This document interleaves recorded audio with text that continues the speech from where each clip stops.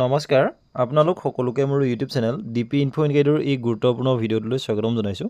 Sir বাইদেউসকল, এই ভিডিঅ'টোত অসম চৰকাৰৰ একাংশ কৰ্মচাৰীয়ে একে লেঠাৰিয়ে 5 দিনকৈ CL লাভ কৰিব পৰাৰ এটা অত্যন্ত গুৰুত্বপূৰ্ণ ইনফৰমেশ্যন শ্বেয়াৰ কৰিব খুজিছোঁ।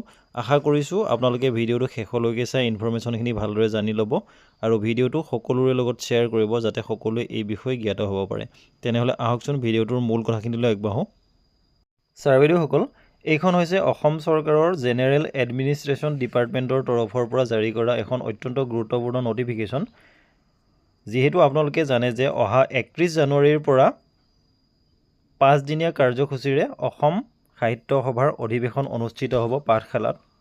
গতিকে এই পাঠশালাত অনুষ্ঠিত হ'বলগীয়া অসম সাহিত্য সভাৰ যি অধিৱেশন, সেই অধিৱেশনত যিসকল ৰাজ্যিক কৰ্মচাৰীয়ে তেওঁলোকৰ বিষয়বাবৰ বাবে ভাগ ল'বলৈ যাব বিচাৰে তেওঁলোকৰ বাবে 31 জানুৱাৰী আৰু 1, 2, 3, 4 ফেব্ৰুৱাৰী অৰ্থাৎ এই 5 দিনৰ বাবে তেওঁলোকৰ স্পেচিয়েল কেজুৱেল লিভ এলাউ কৰা হৈছে বুলি কোৱা হৈছে।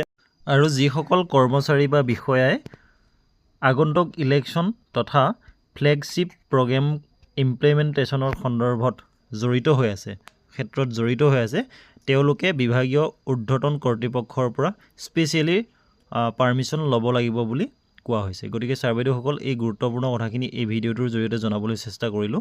ধন্যবাদ।